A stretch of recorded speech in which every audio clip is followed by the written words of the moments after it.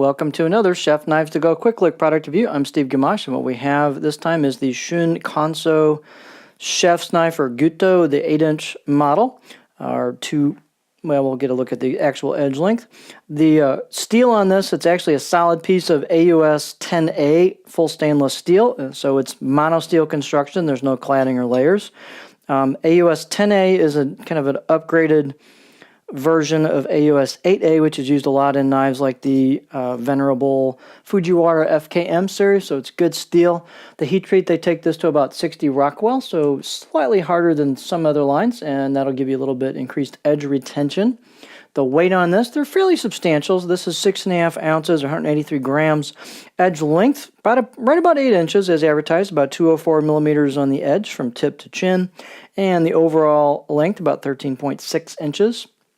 The spine thickness on these is about 2.4 millimeters coming out of the handle, and it doesn't have much distal taper, so you'll retain that most of the way to the last few inches where you thin down a little, and then it thins down towards the tip with the grind of the blade. The tip's not super duper thin, so it's got a little bit of meat there, but it thins out, I'd say, pretty nicely, not super duper thin.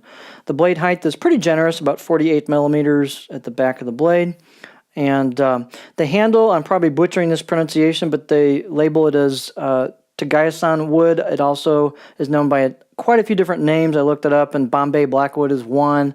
It's basically a hard, dense wood that's got some nice texture to it that's well suited to handle duty.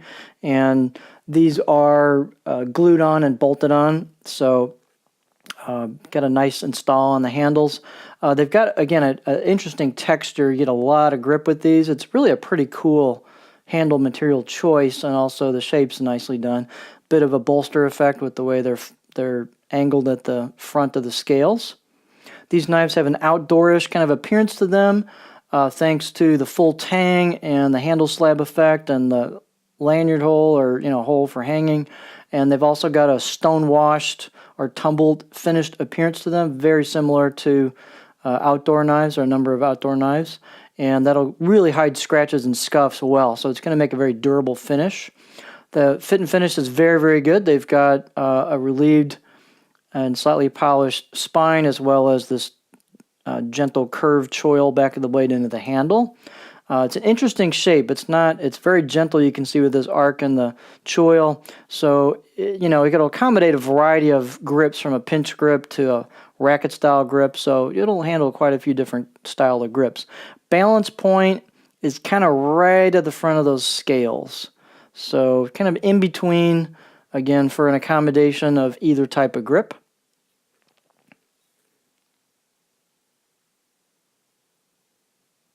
So on the right side of the blade, you've got a screened on Shun symbol, and on the left side of the blade, you've got their symbol plus description of the blade and the model number and the steel. I'd say the out-of-the-box edge on this was 5, maybe 6 out of 10. It has a nice edge on it with a reasonably good polish and is pretty consistently cut edge bevel. You can see there's not a lot of distal taper to it, and it's not especially thin at the edge. This is not a laser, but it's going to have a little more durability, which for some people might be an introduction to Japanese knives, so durability is not a bad thing. That's going to cut down your performance just a little bit. So this, again, is no laser. Don't expect it to be a laser, but it's again got a little bit more robustness with the grind. I'd say food release is kind of average to below average. It's fairly flat sides on the knife, and so pretty much kind of par for the course of this style knife. So don't expect exceptional food release. Just kind of the par for the course. And as is a lot of their knives, it's fairly curvy. So this is definitely not going to be, full-on flat profile. You can see there's quite a bit of belly towards the tip on this. So kind of Euro knife oriented. I can get not super high because the way the belly hits, it flows into that tip pretty quick, but I can do kind of medium rocking with this, so I'm not going to get way up there. Now, a different knife might have a little different edge on it, but that's what this one looks like. Definitely not any flat spot per se. So you'll have to follow the curve of that profile for slicing duty and some other types of cuts. So really interesting blade, cool aesthetic, nice handle, lots of grip, and interesting finish for some real robustness to the finish, and that'll hide a lot of scratches and scuffs. So it's an interesting new line they've developed. So this is the Shun Kanso Chef / Gyuto 8-inch knife.